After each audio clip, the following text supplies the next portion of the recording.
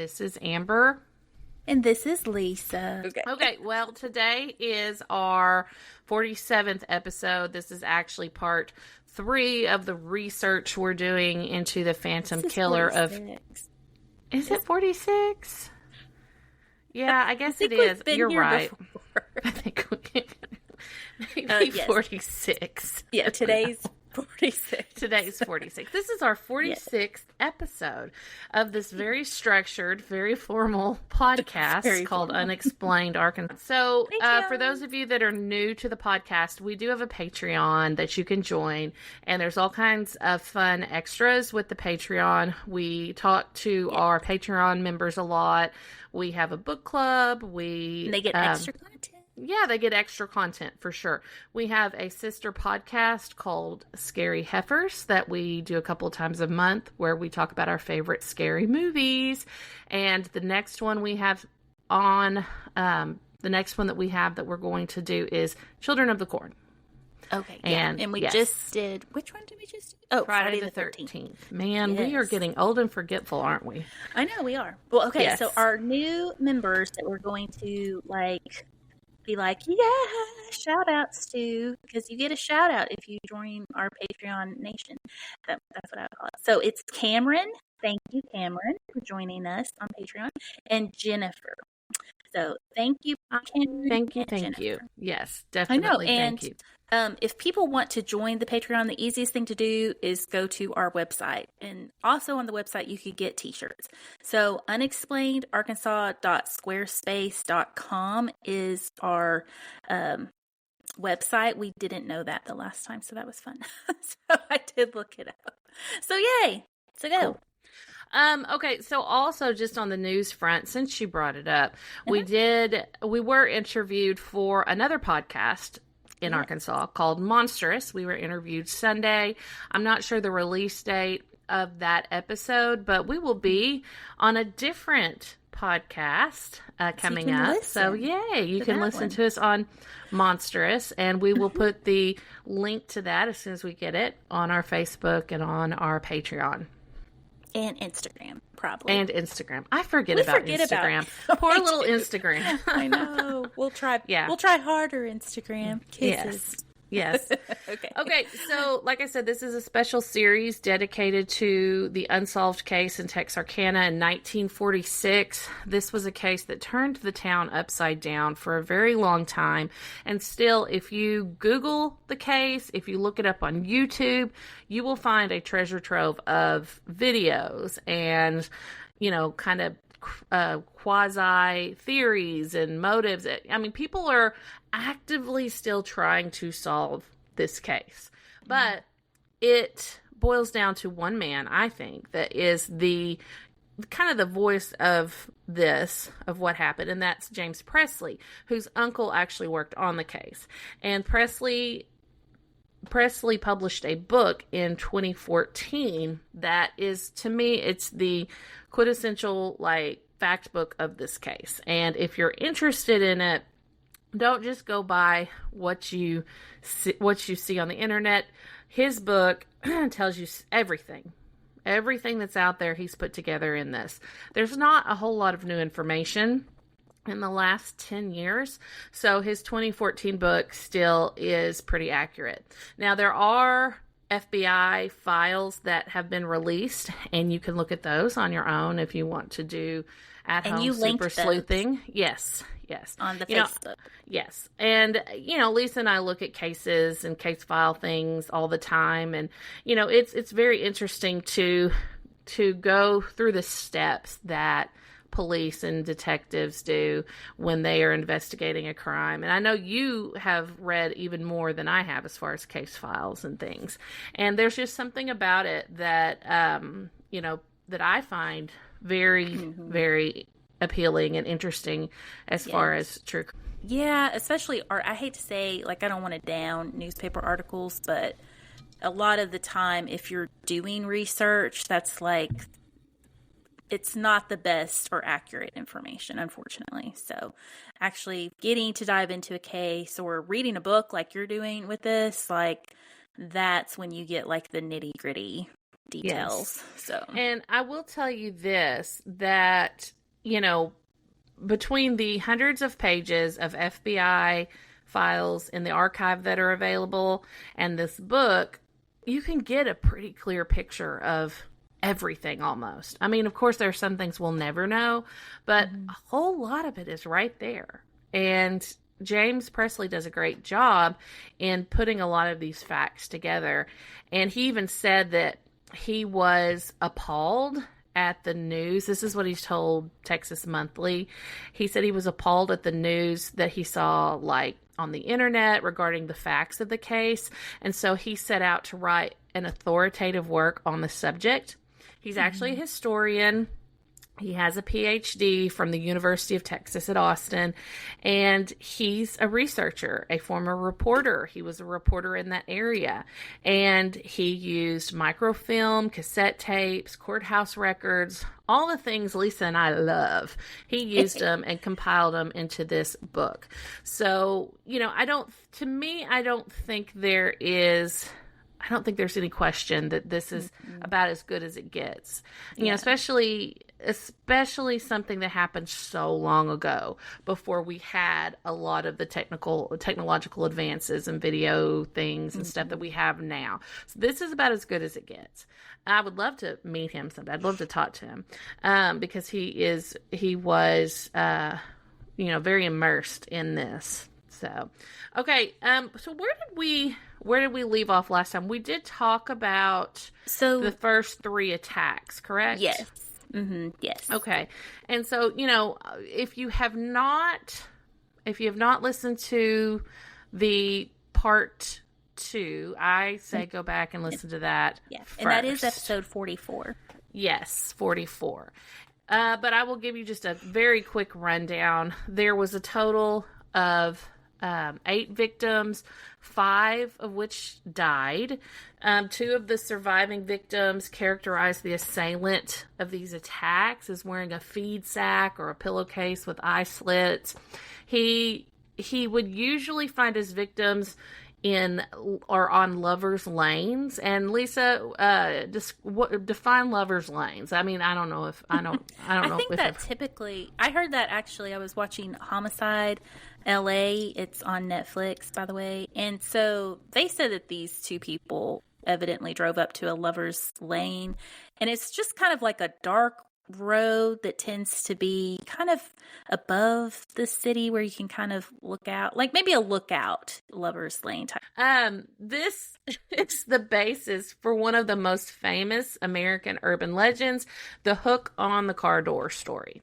Now, people can probably debate that, but a lot of people that are into urban legends, and there are actually people that do their PhDs and research on urban legends, they'll say that's probably where the story originated. So that's pretty cool, though. Yeah, it is. And there is a list of unsolved lovers' lane murders that you can find online. So there's several that happened right after that time, many, many years after that time, but several are unsolved, and I was really surprised by that. Yeah. Okay, so we talked about first geography. We talked about Texarkana being a twin city. There is Texarkana, the Texas side, and Texarkana, the Arkansas side. The Texas Texarkana is in is it Bowie County or Bowie? I think we said Bowie, but I don't know. I think our friend said Bowie County. And then on the Arkansas side, it's in Miller County.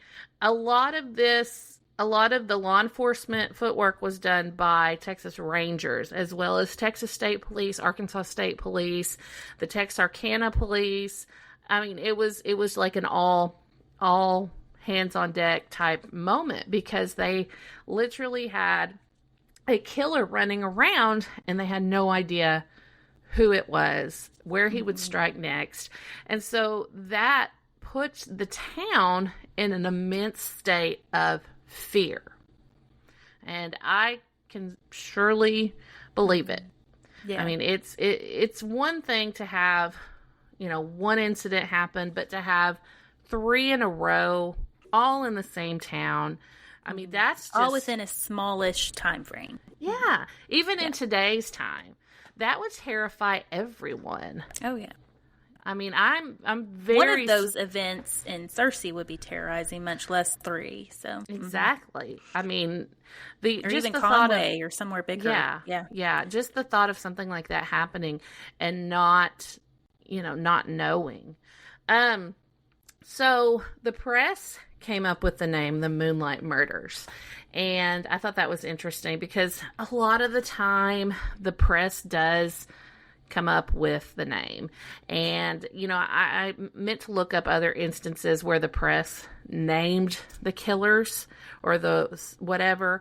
But this is an instance that is verified that the press was the first one to call him the Moonlight Murderer, and I think the Phantom Killer too. The FBI also got involved in this case, and they set up in the Hotel Grimm of Texarkana, which is also a very haunted place, and we need to check that out.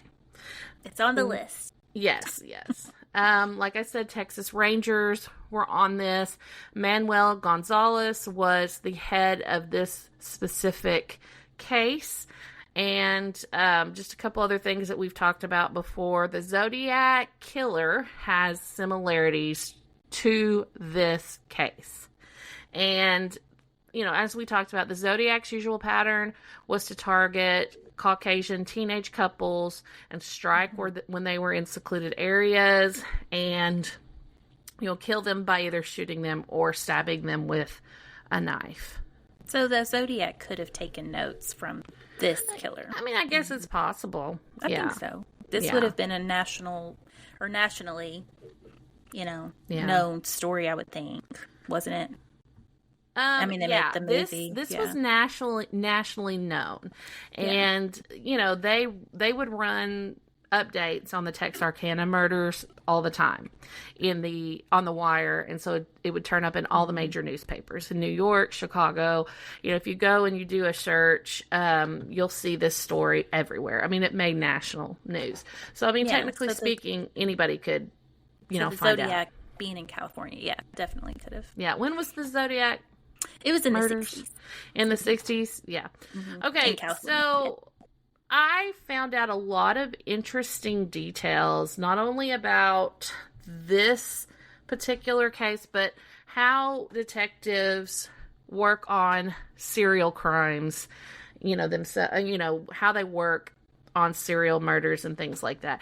The author of the book that I have read was very specific about one detective, law enforcement officer, and how he discovered patterns within the incidents, and then pretty quickly, I guess you could say, found someone that matched his patterns or what he found out.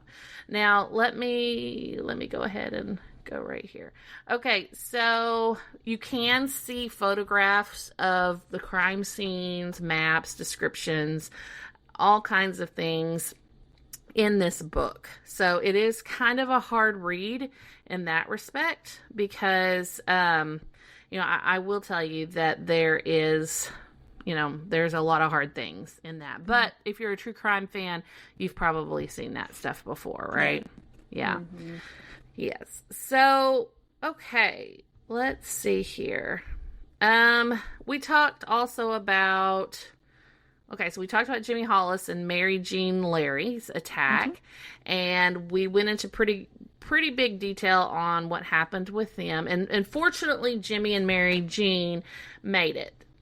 Fortunately, they did not die, and they made it out alive. But they were both beat pretty severely, and they had differing descriptions of the killer. And, eventually... The woman, of course, her descriptions and her account was starting to be looked at as maybe a little convoluted. She wasn't really believed. So they didn't really believe her. Well, yeah. They thought did they thought she knew who it was. Oh, okay. Yeah. And even after the next murder. And she, even after he struck again, she's telling them it was the same guy. And they were still like, no, I don't think so. And that must be so awful to have someone, not believe you. Yeah. Okay, so after that, there was the second incident, and the second incident was the murder of Richard L. Griffin and Polly Ann Moore. And, I didn't tell you the date of the other one. The other one happened, the very first one happened on February 23rd, 1946. And then the second incident, the murder of Richard Griffin and Polly Ann Moore, happened on March 24th, 1946. So dang near a month later. Now, we've heard this before, that when killers, do things like this, they tend to, every crime, get a little bigger and do something a little bit more risky. I mean, right? Don't you think? Like the first one, he did not kill him, but the second one, he made sure he killed him. Maybe his violence kind of ramped up, or he was... Yeah. But I think typically they say in serial killers, maybe they, unless they're coming unhinged, but they typically get better at it. Oh, they get better at it? So they just get more comfortable at it if they're a serial killer. However, they can become unhinged. So, and then they get sloppy and make their mistakes and get caught. So it really depends. But he may have been frenzied, and obviously his terror, what he was doing was building. So right. The third attack was the murder of Paul Martin and Betty Jo Booker. And this was on April 14th, 1946. It was right before Palm Sunday. And, Paul was only 17 and Betty Jo Booker was only 15. So these were just kids. Mm-hmm. These were just, high school kids. Yeah. And Betty Jo, of course, was in a band, played saxophone, which that'll come into play later. We'll talk about that. If you want to hear all the details of these three incidents, go back and listen to the one before, because we go into detail about that. Mm-hmm. All right. So that's where I think I left off in the part earlier. So now the town is frenzied and pretty much in a wild craze, and people are not wanting to go out. They are accusing each other of the crime. Mm-hmm. Law enforcement are getting tips from all over the place, but most of those tips don't turn out to be, a viable, or viable information, which that's pretty, that's they're probably pretty regular. Pointing at their neighbor they don't like, or the strange Yes. that they don't. That happened. Yeah. Yes. But Gonzalez, the Texas Ranger in charge of this initial investigation, he was really honest with the people of Texarkana and even suggested that they arm themselves. And I'm not sure how I feel about that. Someone getting up there in the newspaper going, everybody buy your guns, buy some guns. But they did. They did. You couldn't get a gun in Texarkana that year. Yeah. Window blinds. You couldn't get window blinds. People were buying guard dogs. Yeah. It was a frenzy. Locks for their doors. Locks for their doors. Yes. So law enforcement were also patrolling more actively. They were in all the lovers lanes. So that means there probably wasn't any lovers lanes if the cops were everywhere. Yes. Yeah, probably not going to a lovers lane. Yes. I mean, just hanging out at that movie. Yes, probably so. But there was just a sea of calls, both to the newspaper and the different law enforcement agencies. So people were legitimately scared. A few weeks later, there was another murder, though. But it happened on the Arkansas side. These three incidents that I just talked about all happened on the Texas side of the line. But then you had the murder of Virgil Starks, the fourth attack, if you're keeping up, the fourth attack. And this happened on May 3rd, 1946. And this time around, it was a married couple. And they were living in Miller County in Arkansas. And their names were Virgil and Katie Starks. Virgil was just sitting in his living room reading the newspaper, and he was shot by an intruder that was standing in the front window of his house. And that is just terrifying. I mean, he didn't even know what hit him. His wife, Katie, heard everything going on in the living room and then ran in, and she was shot twice as well. But she managed to escape and make it to a neighbor's house. See, does that even feel like the same? You know, and that's a big point of contention for a lot of historians and researchers. Was this the same person? However, you know, or was there some, I mean, I don't know. I feel like if it is the same person, it's almost like he had something against these people. Like specific, like this was targeted. So otherwise it's just like, Well, could you... know. It's weird. Could you imagine, though, the murders happening in these secluded lovers' lanes, and then one happens at someone's house, in their own home? I mean, that would just... Yeah, it's like you're not even safe in your own home. Erupt the whole city. And it did. Everyone just went crazy. And I guess it was at that point that investigators were like, okay, we've got to do something. We've got to find this person. And, you know, they had so many people on this. And, you know, they had 3 people that saw... Well, actually, I say that. Katie Stark said she never really got a good look at the suspect. However, you do have the descriptions by the first victims because both of them survived the attack. And, you know, they said that, of course, the assailant was wearing the mask with the slits. But, you know, and I've heard it, you know, being called a flour sack and a feed sack. I don't really know what flour sacks looked like back then. Do you? No, were they big? I don't know. I mean, I guess you do because I've watched movies. I guess we do, but we just don't take it in. Enough to fit over a head. I guess. Yeah. Yeah. I don't know. But the killer in the Starks case basically broke in like he was an experienced burglar. And, you know, which was terrifying. Now, you know, they started looking at patterns at this point. And they eventually located what they would call their quote-unquote primary suspect. So according to Presley's book, police had one primary suspect, one person they feel like was the killer, and his name was Yul Swinney. And he was born in 1917, and Yul Swinney had a long police record that included assault, auto theft, lots of auto theft. That was his go-to. Counterfeiting and burglary. Yes. Actually, his first criminal record dates back to 1929, and he was 12. And, you know, I looked at this, and it was actually his brother-in-law. Oh, no, his uncle turned him in. And yes. Wow. By his late 20s, he had spent a lot of time in reform schools, jails. He did 2 stints in 2 penitentiaries. Now, this is all before 29.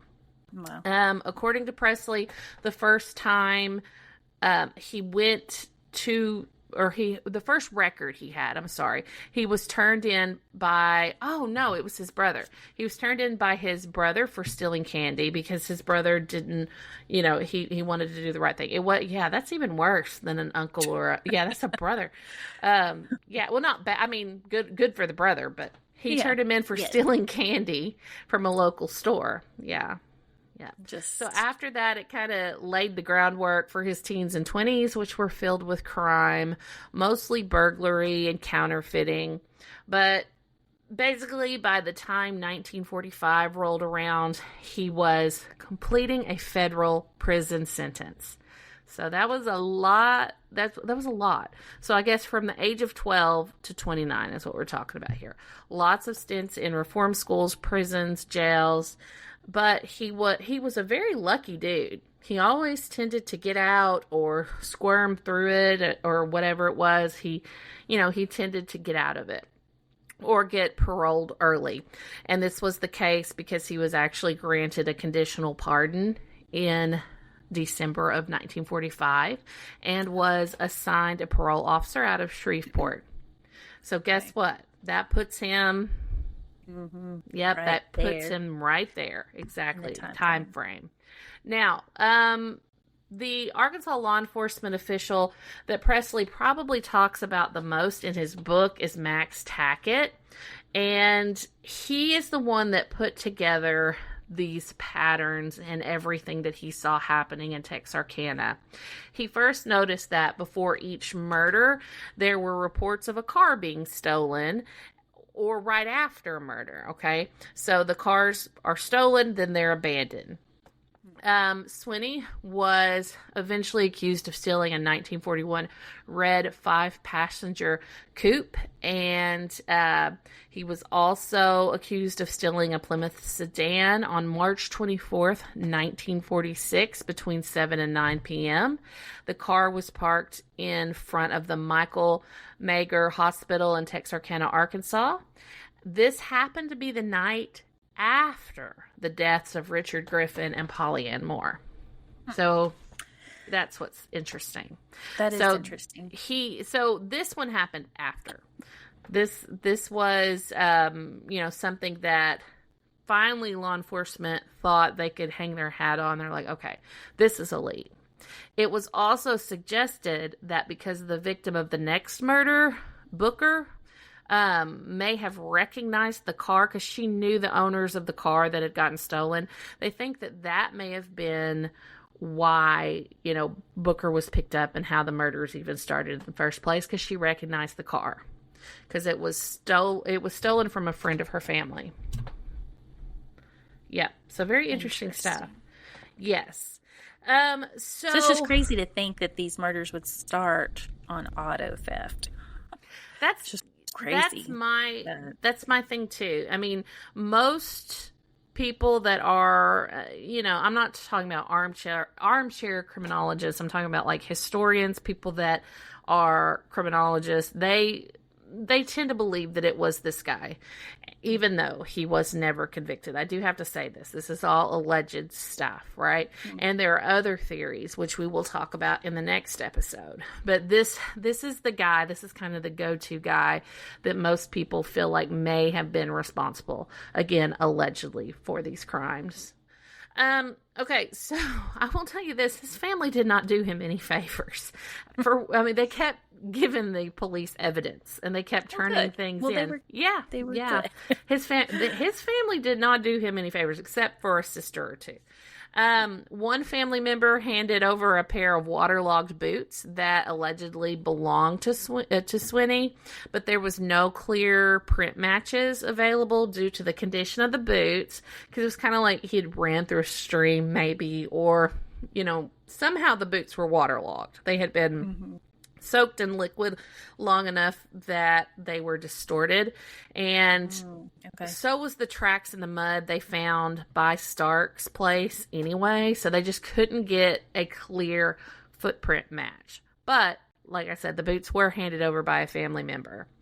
Then Swinney's stepfather accused him of having stolen a .38 caliber pearl-handed Smith & Wesson revolver from him.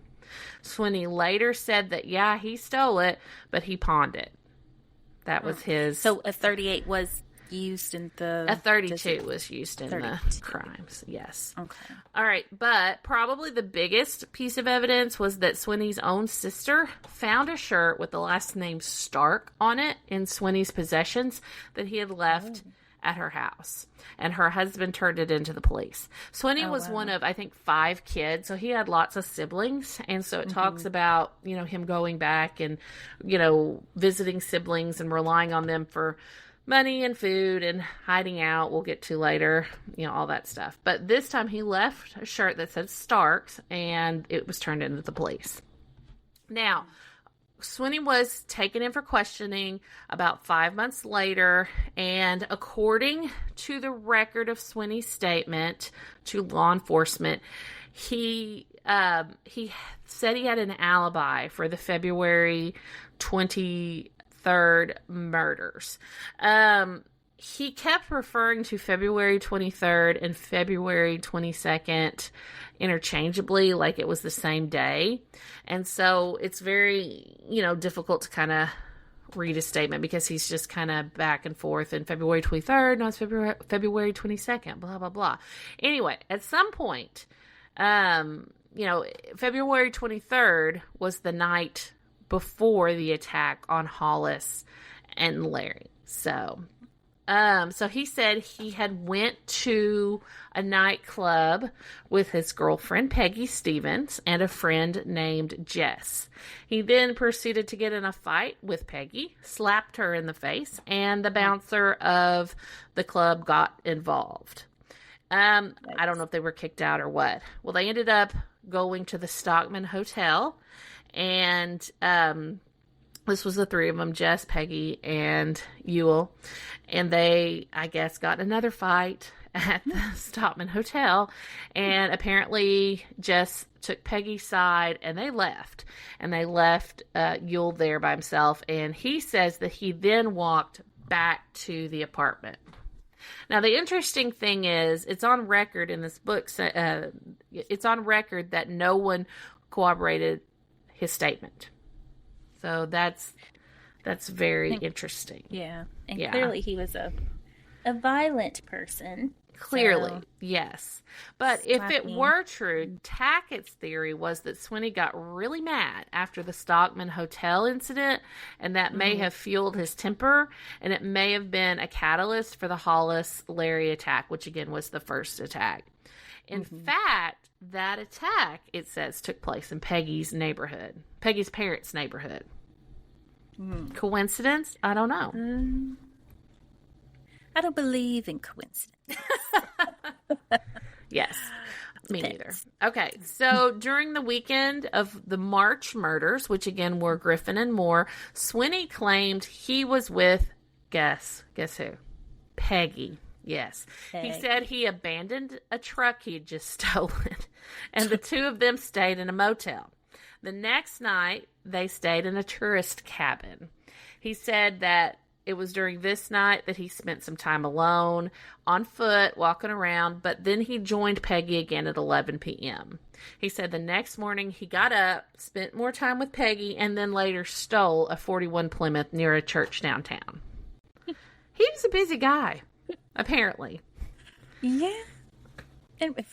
I mean, I'm just thinking, this is pretty salacious stuff for Peggy to be involved in. I mean, the whole, it's hard to keep up with all of his crimes. I mean, his rap sheet is literally a mile long. Yeah.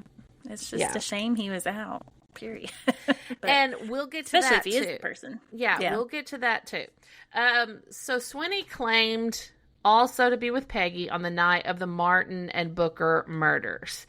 And then there was the Starks murder. And during the Starks murder, this is what's so interesting. There were several people that claimed they actually saw him in Texas. In the, I don't know how you say this town. It's Antone, Texas. We'll just say Antone, Texas, whatever. There are several people that say they saw him around that same time. So basically, it all came down to Peggy, who police eventually arrested for driving a stolen car, so they were able to then bring her in for questioning. And here's what's interesting about all of this. Peggy, who was arrested for driving a stolen car in late June 1946, revealed that she had just gotten married to Ewell. So they were now a married couple. So what's interesting about that is, well, what's interesting about married couples and testifying? Well, you're not really. That is the point, that really you can't have your spouse testify against you. So yes. So they decide. Yes, so they decided to get married in June. So I just thought that was very interesting. Whether that's why they got married or not, who knows? But she was arrested and brought in for questioning. Like she knew too much. And that's what everyone basically says. So several in the law enforcement community were convinced it was Swinney, but they couldn't find anything but circumstantial evidence, nothing concrete. They all felt that Peggy was the linchpin. They thought she could make or break this case. Like I said, they conveniently got married at the end of June that year. And, she was arrested just very shortly after that. So, Presley has a copy of the transcript of her polygraph in his book. Okay. And it's really interesting. They talk about her whereabouts, and they end up getting a story about what happened during the Booker incident. So she says, and this is quote unquote from his book and from her statement, she said that Swinney and I left Dallas about noon, drove to Texarkana, Texas.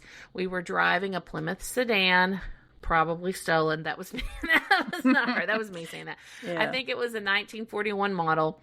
We got to Texarkana about 6:30 p.m. We went to a show. I think it was the Joy Theater. We got out of the show about 8:30 p.m. When we went to the show, Swinney left me for about 30 minutes. And I thought that was an interesting statement. Mm-hmm. She said when we came out of the show, we went out and drank some beer until the cafes were closed. And then we fooled around town and about until 3:30 in the morning. And that's quote unquote. Huh. So then she said Swinney took a notion he wanted to go out to Spring Lake Park and rob somebody. She goes on and says, we drove out to the park. We drove around until we saw where a car was parked. There was a couple in the car. She said, Swinney and I got out of the car, and Swinney told the couple to give him what they had. Swinney made me get in the car, and I got in the back of the car with the, quote, little girl. And she always refers to them as the little girl and the little boy. And remember, how old were these kids at the lake park? They were 17 and 15, yeah, right? They were young. So that tracks. So Swinney got in the front of the car with the little boy. I think the car was a coupe, but it had a seat in the back.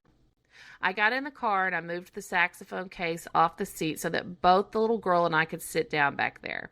Swinney drove the car, which was the couple's car, around to the place north of the park. He stopped the car and we all got out. Swinney then shot the little boy.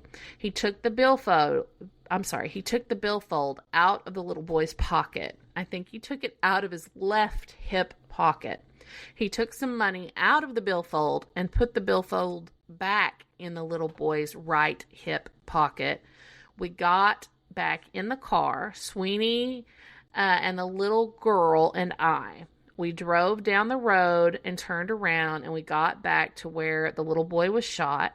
We saw that the little boy had gotten up and had gone across the road and was now on the left-hand side of the road.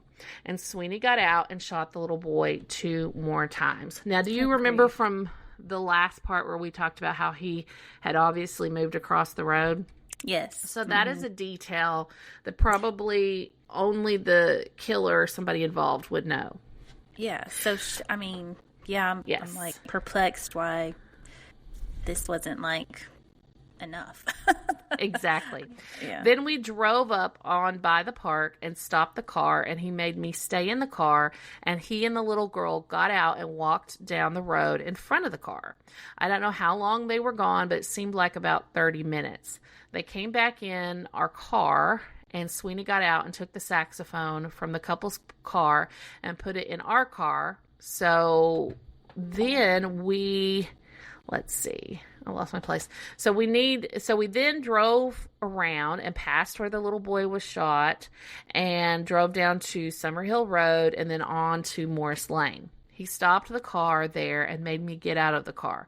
I walked on down the road in front of the car. I heard the little girl begging Swinney not to do something. So when he got out of the car with the little girl and they went across the fence on the right-hand side, I started back to the car. And when I got back to the car, I heard Swinney shoot 2 times. Swinney came back and got in the car.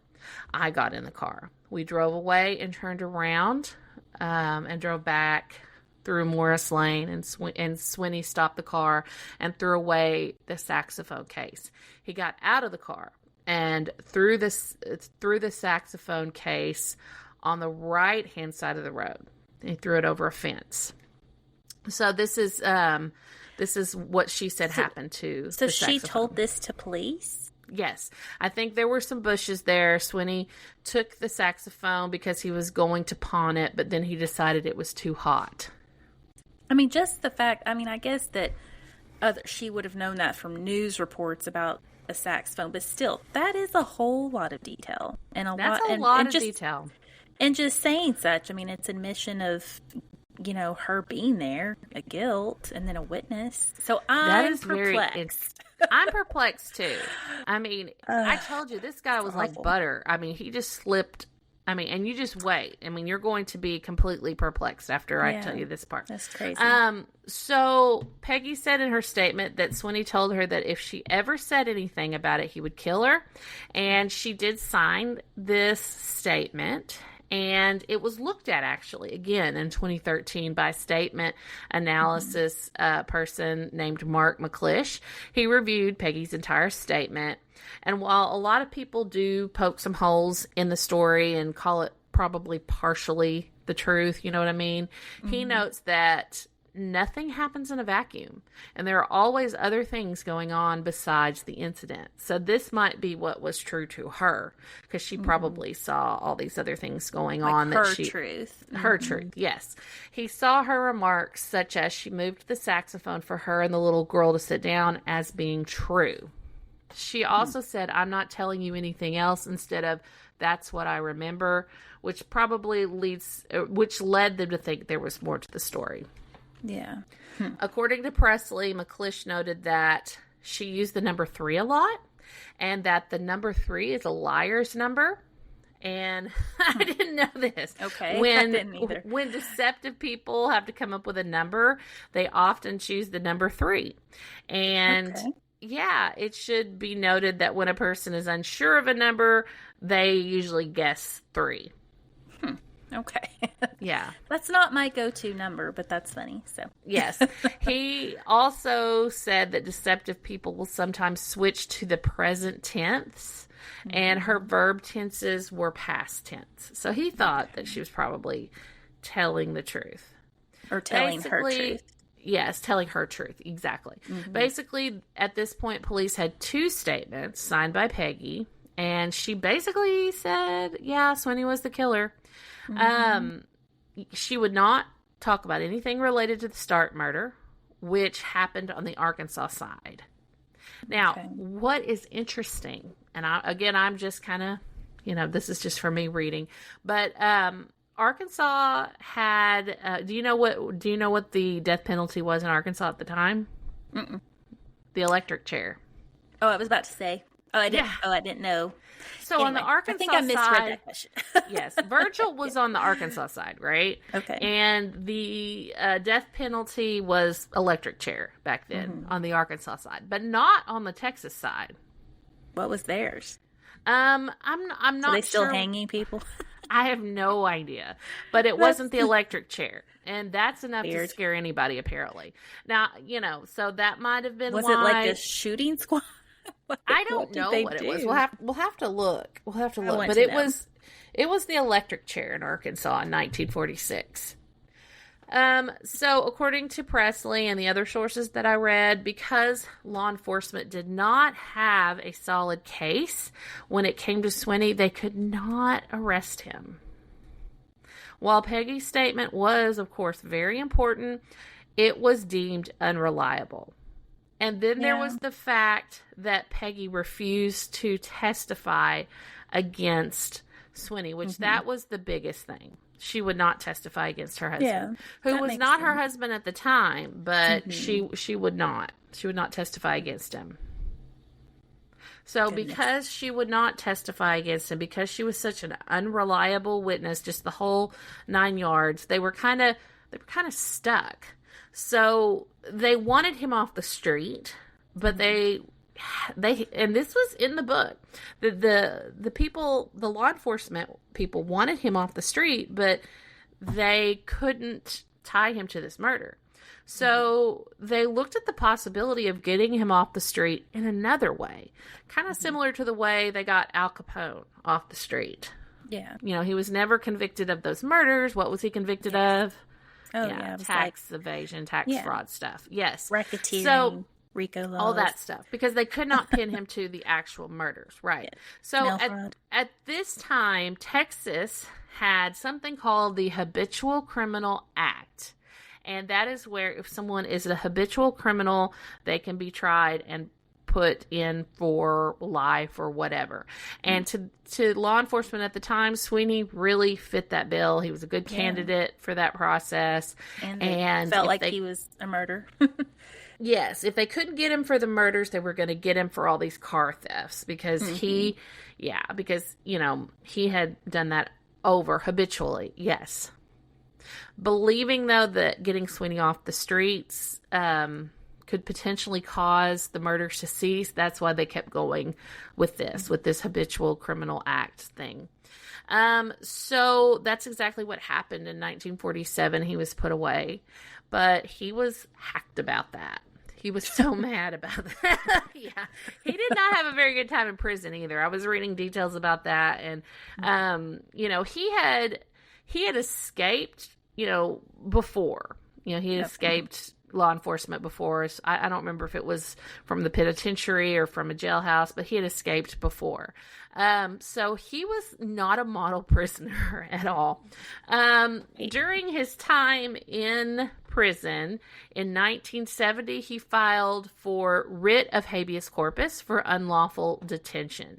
Now, writ of habeas corpus means that a prisoner files for an order to be seen by a judge about why he's being detained. And, you know, I don't think he was stupid. I think he realized... it doesn't sound like he was stupid. And it sounds like he was in there for a really long time.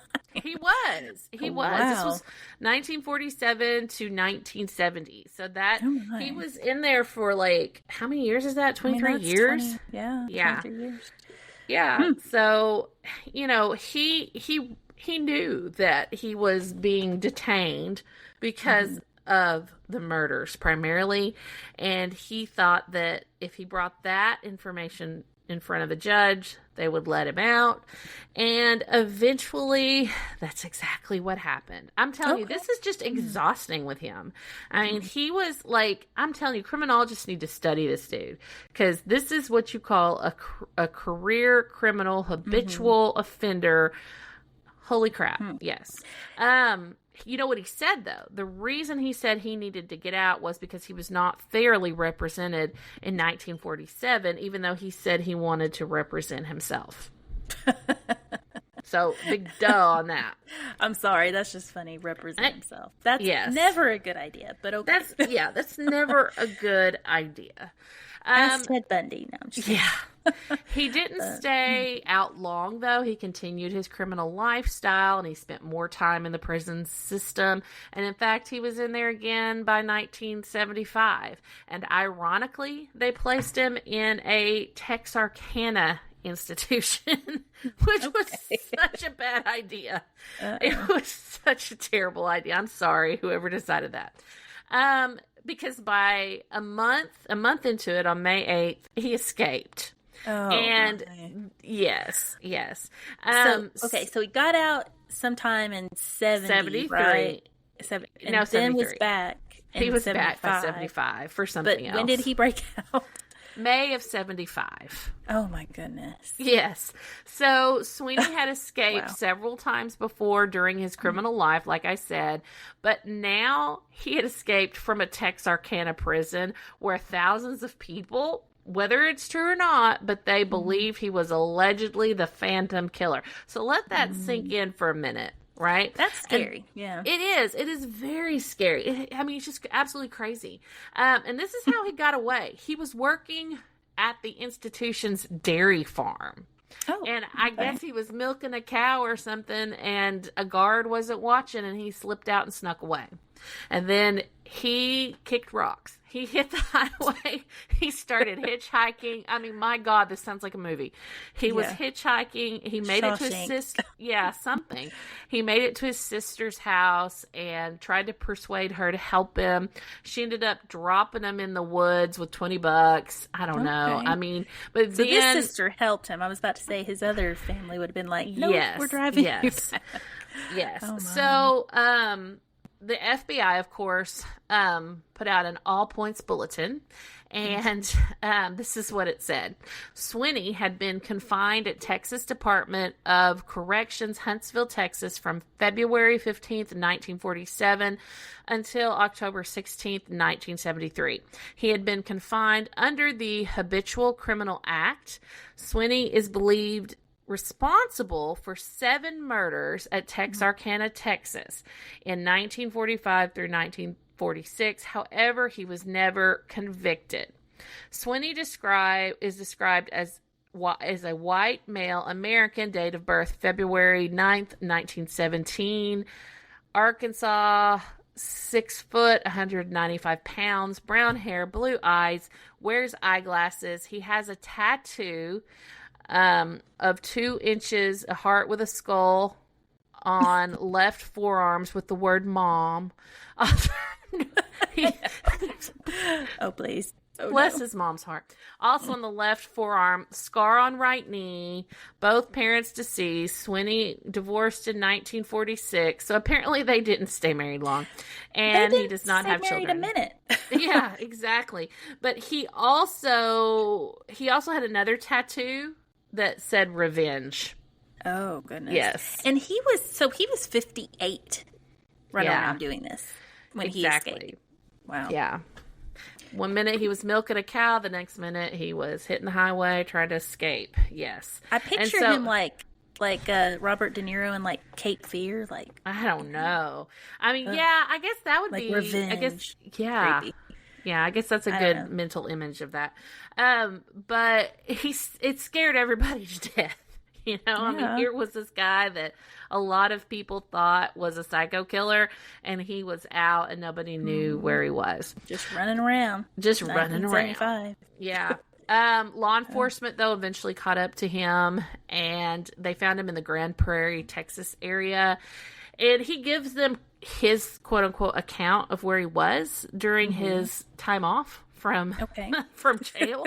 But he said that he spent some time in Dallas around that time period. Okay. So, yes.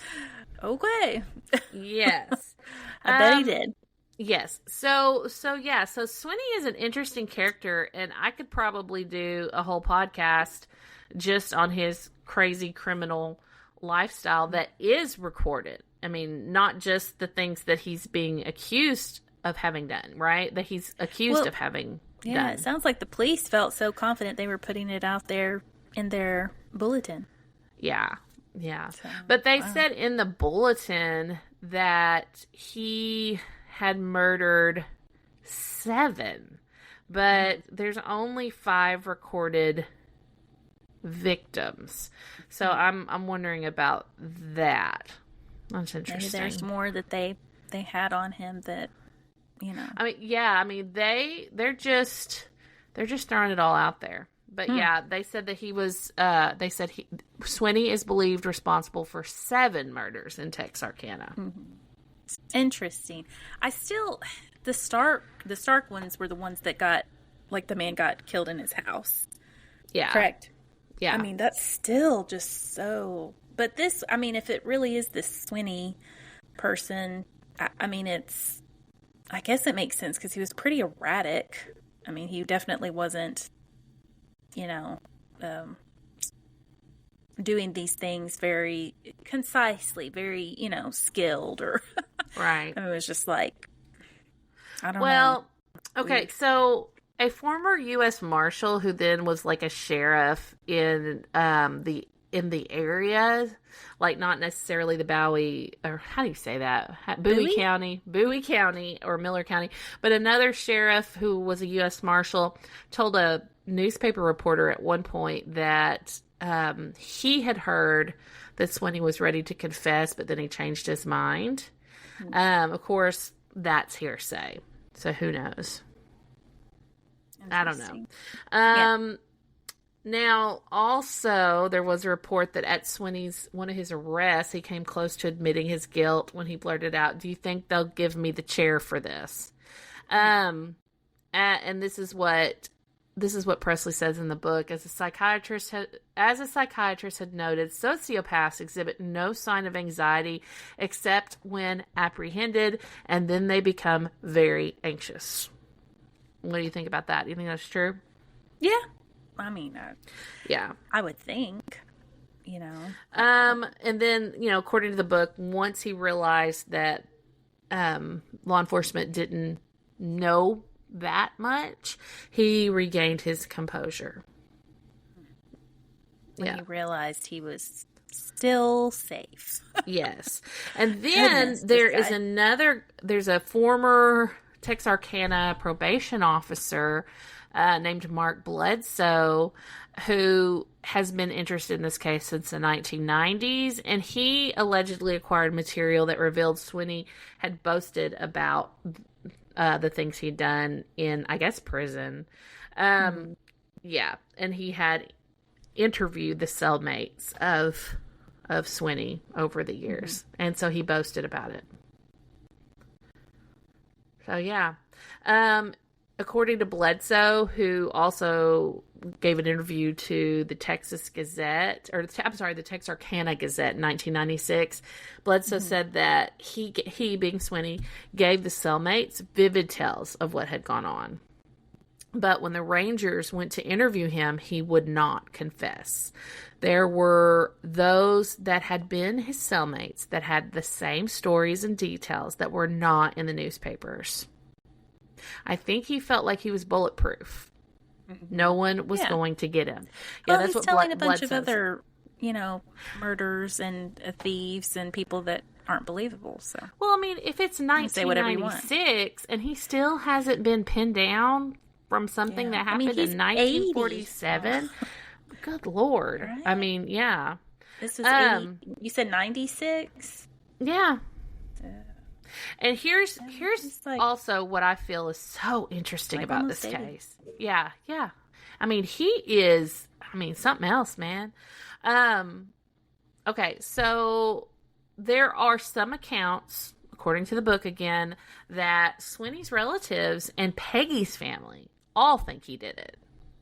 And their beliefs stem from, their own personal accounts of being around him, observations, things like that.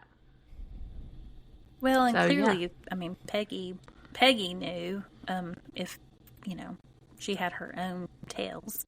Yeah. But if his family was finding, memorabilia per se or things from victims, so.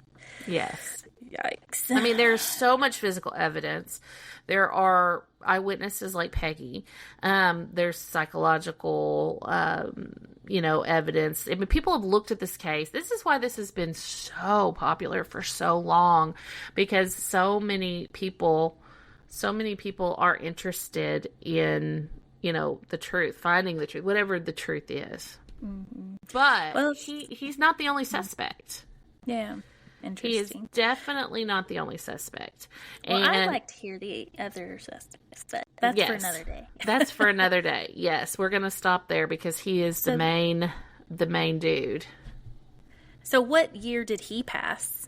He finally passed away in 1994. Oh, and so he lived a good long life. So he passed in 94. I thought we mentioned that he spoke to someone in 96. That was Bledsoe that said it in 96. Oh, okay. He said it in 96. But he passed in 94. So he was about, I guess Bledsoe talked to people he had, been in the cells with, his cellmates, and he had a lot of issues in prison, and it kind of goes into gross detail in the book. So, but I won't go into all that. Ugh. Like assault, like he was assaulted, things like that. Yes. Yeah, there was a lot. There was a lot going on with this dude. Mm-hmm. Yes. Yeah.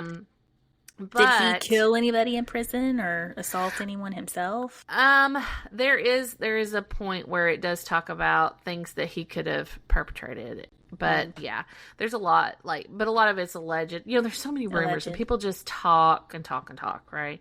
And that he went to his grave with most people that knew him and knew about him thinking he was the Phantom Killer. However, and I've got a big butt here. There. No comments. There is, and this is what the whole last part of our research is going to be about. Mm-hmm. There are things that happened after he was put away, not necessarily in Texarkana, but similar things, I guess. There were similar things that happened. And, there was one incident that happened in Florida that was very much like the Texarkana incident. However, because the gun was different, they decided it was not related. So basically, while Sweeney was serving one of his many sentences, there was a murder that resembled the Phantom Killer murders that happened in Florida. And this is according to crime library writer Joseph Geringer. I looked into this and I got some additional facts on the murder, but it's really interesting. There's this website called 10 Unsolved Lovers Lane Murders. Actually, it's not a website. It's just a page. It's on List First by Benjamin Welton is the writer of this one. And he looks at 10 unsolved Lovers Lane murders, and he looks at the one that happened in Florida in 1946. So this happened on October 9th, again, 1946. 21-year-old Lawrence Hogan of Miami Beach and 24-year-old Elaine Eldridge from Massachusetts were shot with a pistol. They had apparently parked on a deserted stretch. It was a .32 pistol. They had apparently parked on a deserted stretch of beach near Fort Lauderdale, Florida. Lawrence had been shot in his chest, and Elaine, who was noted as being shoeless, was shot in the face. And it looked like Elaine was found a few yards away from the vehicle. Now, like the Texarkana murders, these victims were not robbed, and they were fully clothed. Florida Director of Public Safety, Homer Garrison, saw that there were several similarities to the Texarkana murders. Of course, it was right after those had happened too. So, I mean, this was all in the papers, this was a huge story. But once it got to the sheriff decided that it couldn't possibly be the same thing because the guns were different. It was not an American-made gun. So they dismissed the possible connection and they called it a botched robbery. Okay. And that's about as far as that went, as far as the connection to Texarkana. And, if you look, there are Lovers Lane murders, several of them that have happened throughout, the last 50, 60, 70 years, right? Many of them unsolved. Are they connected? Who knows? Yeah. Are some of them connected? Yeah. And I tend to think, obviously there are copycats or people that just get inspiration across the country. Look at the Zodiac. I don't think the Zodiac was killing people in Texarkana. Those are totally unrelated to me. But, could this person in Texarkana move over to Florida and do it with a different gun? Yeah. I don't really think that floats with me, like saying, oh, it wasn't the same gun. Well, couldn't this killer get a different gun? Yeah. If you're telling me now, if you told me so, and I don't know a lot about guns, but aren't some guns lefty righty? Don't they do that? Or do they not? I think I know about guns. But that's one thing. If it was like a gun that was distinctively could not be used by this person because of something like that, then that makes sense to me. But not just because, why would a killer just keep this one gun forever to keep killing people? That makes no sense. Exactly. Why wouldn't they get rid of it Yeah. I mean, you just get rid of it and get another gun. Or, I mean, even some killers even change up their MO. Like, they go from gun to knife. So, anywho, I don't know. I mean, it's very frustrating. mind-boggling and frustrating. Yes, very frustrating. I mean, there are so many things about this case that don't make sense. Like, I'm with you. I mean, when I read that when I read the statement that Peggy gave to the police, that first statement, I'm like, why was this not a but open and shut, and shut, or at least try to, in the shows in Law and Order, they would get them because you make them confess. Somehow. Or you watch them, you tell them and then they do something, Lord. Yeah. I don't know what their policing was like in the 40s, I don't know. But I guess it's amazing that anyone got caught doing anything back then. Yeah. I mean, I was just very shocked. Without DNA or anything. Right. I was just very shocked at how rogue and restless Texarkana was during that time period. I mean, there was a lot going on, so even Peggy and Yules, when they weren't out committing felony murder, I mean, they were out carousing. They were like a little Bonnie and Clyde, except with cars. Yeah, exactly. I mean, that's why I'd like to see his whole rap sheet from start to finish, right? And see, I mean, because he obviously that's just had the things that they knew about. So exactly. That's what I was thinking too. Crazy. Yeah. And all the times he wasn't accounted for because he was either he had either escaped jail or he was waiting on the next crime to happen that everyone knew. You know what I mean? What was he doing during those off times? I mean, Well, even she said he was like, "Oh, he left me for 30 minutes. I didn't know where he was." What did he do in that 30 minutes? I mean, okay, was that normal? Was he in the bathroom? Like, what? I mean, what do you mean? Yeah, I don't know. That's just weird. But yeah. I guess, I know where Daryl is 100% of the time. We both watch each other on Life 360. So I have no mysteries in my life. Yeah. I would just really like to see a criminal psychologist, profile on him, on the Yule dude. Because, I mean, this is just, he's like the criminal that keeps on given, I mean, it's like it never ends. I mean, he was in and out of jail to the end. I really do appreciate that his family was like tattletales. Definitely. That. They're like, here he is, and he did this, and they were telling on him, like I said, from the very beginning. I mean, his first criminal act was allegedly at 12 years old, and a family member told on him and got him in trouble. Like he just, from the beginning, he was kind of like their little thief, black sheep type of situation going on. Now, there was reports that he had kind of an unhappy childhood with his parents and was kind of the outcast maybe of the family. I don't know. I mean, it does talk about that in the book too. I mean, he's very specific about everything really, but he goes into great detail about Swinney's growing up, about his family, things like that. So there's really no stone left unturned. I mean, we just don't have a 100% lock solid, this is who did it kind of situation here. There's always going to be the what ifs. And that's what we're going to talk about in the very last episode. We're going to talk about the other suspects, and we'll talk about the similar crimes that happened in other states, kind of like the one we just talked about in Florida.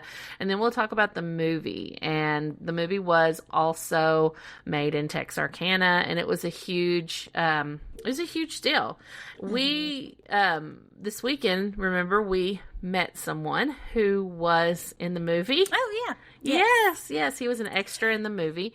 We were at a conference and he just came up to us. He said, "Hey, when I was younger, I was in that movie, and I wasn't there to be in the movie. They just grabbed me and said, 'Hey, do you want to be in this film?' and dressed him up and put him in the movie." Put him in it. Yeah. Yes, I had forgotten about that. We went to speak at the White County Historical Society's history conference. So yes. a load of fun. And it was, definitely. We had a big unexplained weekend. And we have so much coming, guys. So much coming. Definitely. Okay, well, this is all I have. And I know it was long, but it's very interesting to me. And there's still so much more. So much more. Yes. So, yay. So thanks for listening. And go join us on the Facebook and the Instagram. You can email us at theunexplainedarkansas@gmail.com. And again, our webpage has everything. You can get a t-shirt, join our Patreon. You can listen to episodes, get our email. Yes, go on the website. So, definitely. Yeah. All right, everyone. Thank you for listening. We'll talk to you later. Bye. Love ya.